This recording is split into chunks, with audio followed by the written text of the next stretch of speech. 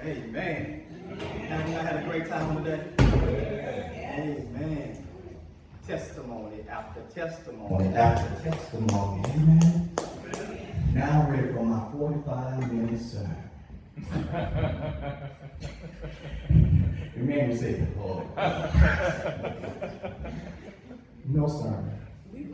They've already preached the sermon. Amen. It was good. And it was a good message too. We've had powerful messages, powerful testimonies about the goodness of the Lord and about how we in these particular community groups are ministering to one another. You heard the testimony of Brian, how it brought Mama Christine out of her shell. You heard Mama Joan talking about Mama Christine, how the group blessed her. Talk about how Mama Christine blessed the other people in Memphis. Drake talked about how it's been a blessing, things he's been waiting for years. He's getting it in this community group. And so they're talking about how they're blessing people who don't even walk through the doors of Exhort Community Church. Y'all hear me? Yes. We're in the what century? 21st century? Yeah, 21st century. We're in the 21st century. It's 2025. We got to do church differently. Waiting for people to walk through those doors right there is not optimal anymore. Some people will never walk through the doors of the church. That does not mean they don't need some Jesus. Yes. They don't need a touch. Like Miss Linda gave her neighbor a touch. And these community groups are an opportunity for us to touch people who would never come through the doors. And I'm okay with that. Because it's not about getting more members. It's about impacting our lives. And we can impact lives over Facebook, over Instagram, Twitter, Snapchat, whatever you want to find. But we can impact lives no matter where they are. Mission accomplished. That's the power of community groups. Because they afford people who may not necessarily be interested in church, but they're interested. Yeah. They got something on the inside of them that's churning, that they want something different. They're tired of life as usual, but they ain't necessarily interested in walking through the doors of the church. But if we take the church to them, that's where the power is. Amen. If we start building a relationship with them, that's where the power is.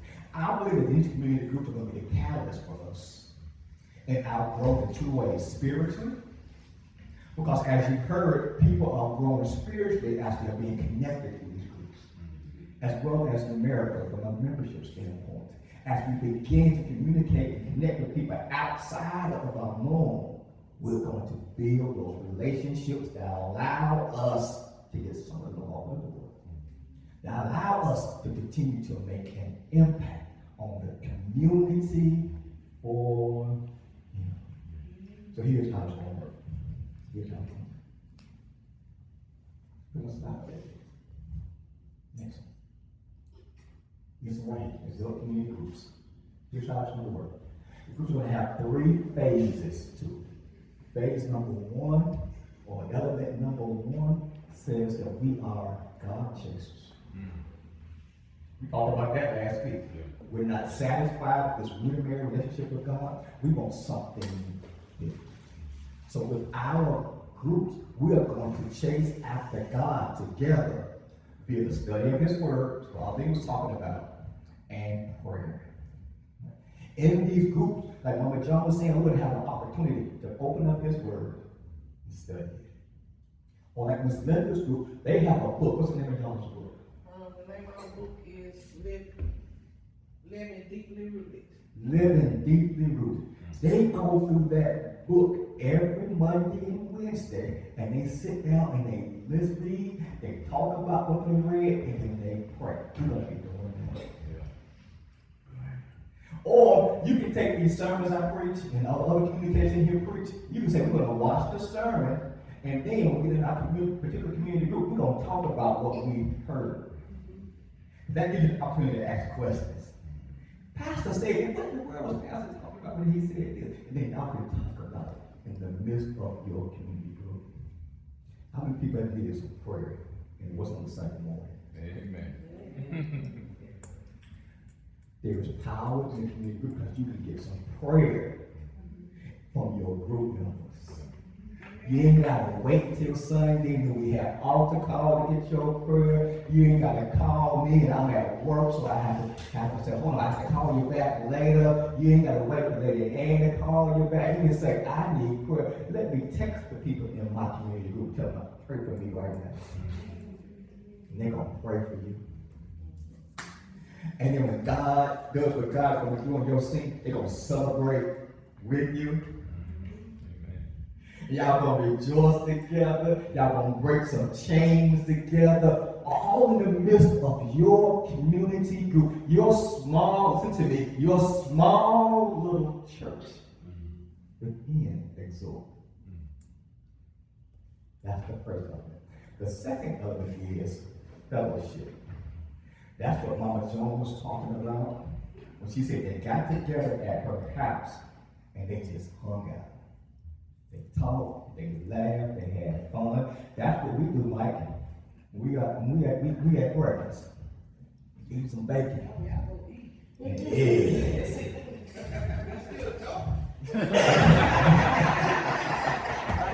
And fights.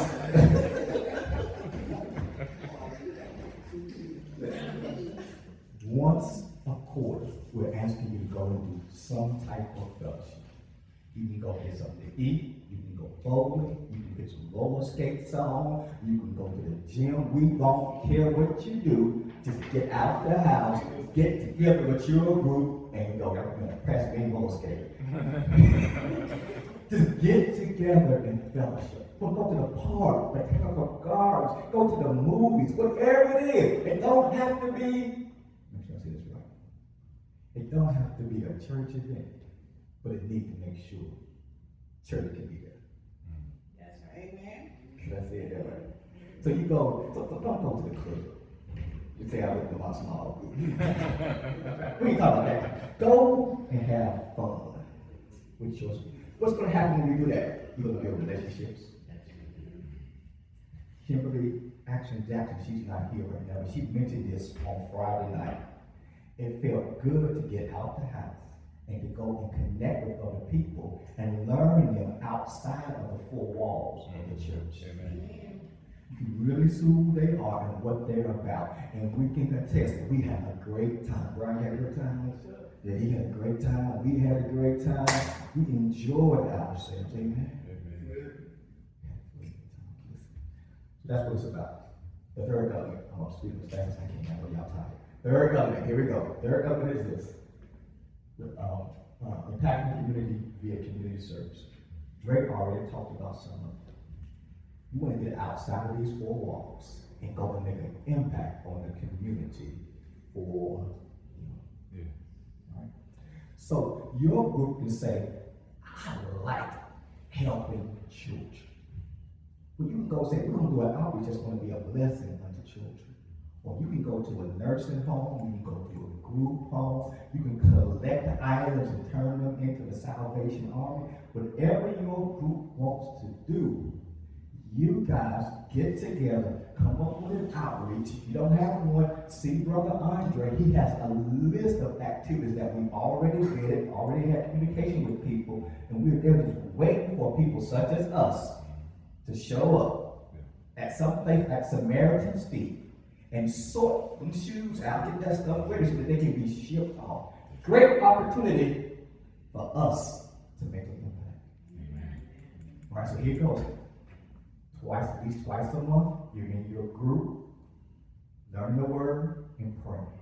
At least once a quarter, you're going out and you're having some type of fellowship. At least once a quarter, you're going out and you're serving the community. But Pastor, I don't have all the time. Well, maybe just one of them times, you put all three together.